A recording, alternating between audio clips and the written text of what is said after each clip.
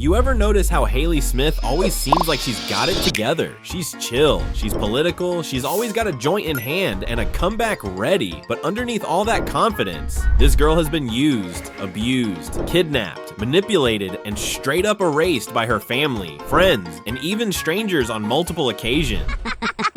Let me guess. He tricked you. Stan's treated her like an enemy spy. Rogers sold her like livestock. Steve accidentally dated her once. And we're not even going to talk about the coma fridge yet. Today, we're diving deep into the most disturbing, unfair, and downright WTF moments Hayley has lived through. Because if anyone in Langley Falls deserves therapy, it's not Jeff, it's Hayley. And don't worry, it only gets worse from here. Stan of Arabia, Part 2. The Smiths' first family vacation abroad is less Epcot and more Handmaid's Tale fanfic. Stan has gone full expat after discovering the perks of a male-dominated kingdom. Stan of Arabia! But Hayley's feminist spirit doesn't gel with public floggings. When she's caught singing Alanis Morissette in the marketplace, the Saudi vice and virtue police surround her like paparazzi with cudgels. A mysterious young man drags her to safety, pretending to be her brother. Turns out he's a would-be bomber having second thoughts. Hayley impulsively latches onto him, convinced she can hug the extremism out. Night falls, and the government schedules the Smiths' public stoning, the locale's version of a block party. Stan sits smugly with his new robe and second wife, while Hayley, wrist-bound, tells the crowd their patriarch once cried during Finding Nemo. A sandstorm, Francine's rebellion, and Roger's drunken camel charge interrupt the execution. When the prince's guards finally clamp irons on Stan too, he realizes the patriarchy looks less shiny from the other side of a rock. Moral: Hayley's been nearly executed for karaoke, and it's only episode 13. What's crazy is it only gets worse from here. 2. Hayleyus. Hayley announces a semester abroad in France. I'm moving to France. Sending Stan into DEFCON 1. His solution isn't listen to my daughter, it's reactivate a suppressed CIA trigger phrase.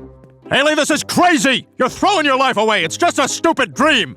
One whispered, "Gubba gubba," and Hayley's pupils dilate like camera shutters. Suddenly she's rappelling down the Washington Monument, speaking flawless Russian, and choking out armored agents with hemp bracelets. The CIA called her Project Hayleyus, a prototype for liberal sleeper operatives that Stan mothballed when she turned 9. The episode escalates into a beltway-wide chase. Hayleyus steals an AH-64 Apache, Stan counters with a convoy of black SUVs, and Roger sells pay-per-view rights from the Lincoln Memorial. At the climax, Stan rehypnotizes her mid-battle, tears in his eyes, confessing he can't handle a daughter who's stronger than his ego. She collapses. Memory wiped, yet somewhere deep in her frontal lobe, the assassin code still ticks like a defective smoke alarm. Sleep tight, Langley Falls. Hopefully no guns are in hand due to the next part. 3. Stanny, get your gun. Stan drags Hayley to Sugar Mountain, a pro-gun amusement park he claims will change her mind about firearms. Spoiler, the park closed years ago. Yeah, Sugar Mountain closed down years ago. So the only attraction is a dusty Wild West stage prop loaded, because of course, with live rounds. During a scuffle over Second Amendment ethics, Hayley fires what she thinks are blanks. Stan drops like a sack of voter registrations. I guess they weren't all blanks.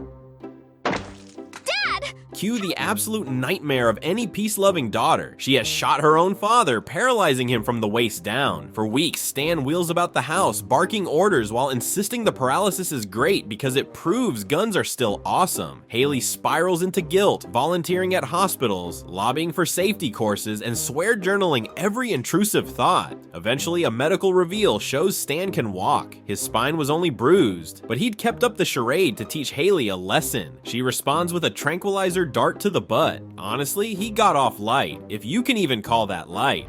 4. Pulling double booty. Post-breakup rampages land Hayley on Langley PD's watch list, so Stan hires his own CIA body double, Bill, to date her. Bill is literally Stan without the chest hair count. Hayley, blinded by loneliness, falls head over combat boots. Things get Greek tragedy dark when she asks Buckle, Bill's alias, why he seems so familiar. Meanwhile, Stan stages his own death to pull Hayley out of the fling, faking a fiery car crash that ends with Roger roasting marshmallows on the wreckage. Funeral day arrives. Bill, dressed as Buckle, sobbing real tears, makes a graveside promise to raise their kids vegan. A thunderclap, Stan pops up from the casket, prop gag, and Hayley emotionally detonates. She's kissed her dad's doppelganger, attended a sham memorial, and learned both events were CIA experiments in heartbreak control. The therapy bill could bail out a small island nation. That's crazy in this economy. 5. My Morning Straitjacket. Stan storms a My Morning Jacket concert to rescue Hayley from demonic indie rock.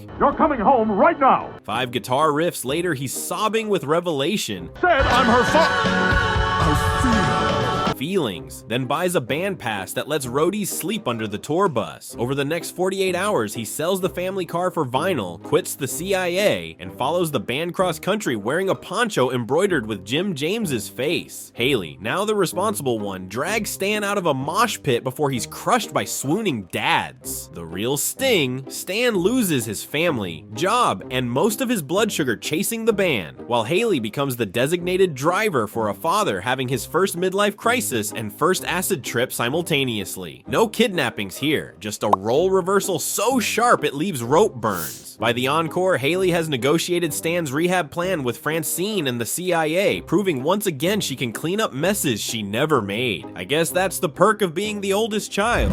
6. The Gaslight Saga. Roger accidentally shows Jeff his true alien form. Oh my God, what are you? Standard protocol says the witness must die, but Stan fears paperwork. Roger solves the dilemma by summoning a starship crewed by his own species,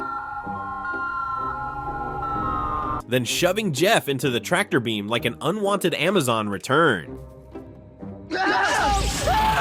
The family tells Hayley her husband simply hit life's reset button and ghosted her. Stan burns the missing flyers. Steve sets Jeff's Xbox status to offline forever. Roger calls the deception gaslighting, then cackles at the pun. Hayley stages candlelight vigils, Googles private investigator rates, and flips through Jeff's sketchbook for clues. The sketchbook is 90% doodles of sandwiches, offering zero solace. Months stretch into a year. Hayley's dread becomes routine.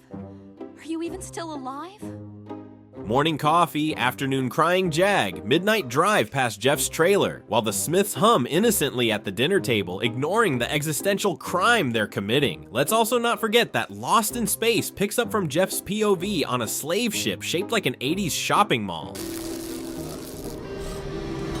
He befriends a talking alien flower, wins a gladiator fight inside a zero-gravity terrarium, and composes a love ballad for Hayley on a spare fuel rod. Back on Earth, Hayley's grief curdles into self-doubt. Maybe she hallucinated a husband. Maybe Jeff was an imaginary boyfriend invented to make Dad angry. 2 whole seasons later, Stan admits the truth. Roger launched Jeff into orbit to save his own skin. Hayley's reaction is atomic. This is as big as they're gonna get!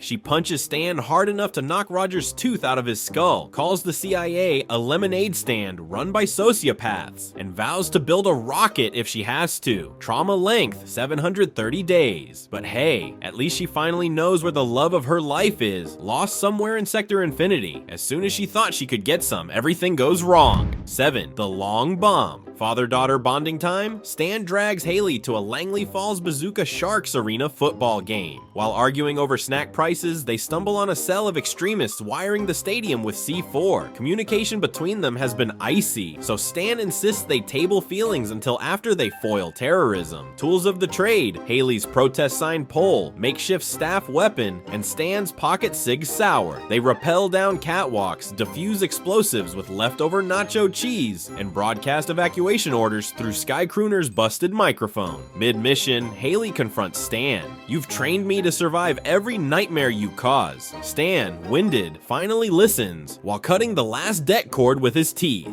Explosion averted. 48,000 fans saved. When local news credits Stan alone, he corrects the anchor and pulls Hayley on camera. It's one of 3 recorded moments where Stan acknowledges she's a hero and liberal, proof miracles happen between commercials. Now, let's tally up all of Hayley's trauma. Time to audit the body and soul damage. Near executions, 1. CIA mind control relapses, 1. Accidental gun violence injuries, 1. Incest adjacent catfishing schemes, 1. Years gaslit about spouse's fate, 2. Terror plots foiled before halftime, 1. Add them up, and Hayley's peril average rivals Gotham City, yet she still wakes up, rolls organic fair trade herb, and asks, whose rights are we defending today? If Langley Falls offered veteran benefits for psychological warfare survivors, she'd have platinum status, and still volunteer at the food pantry on weekends. So, next time someone calls Hayley annoying, hand them this syllabus of suffering. She has survived misogynistic theocracies, top-secret hypnosis, friendly fire paralysis, dad-shaped dating disasters, arena-level terror plots, and a 2-year cosmic kidnapping saga, all before turning 25. Call her what you like, but put some respect on the tie-dye.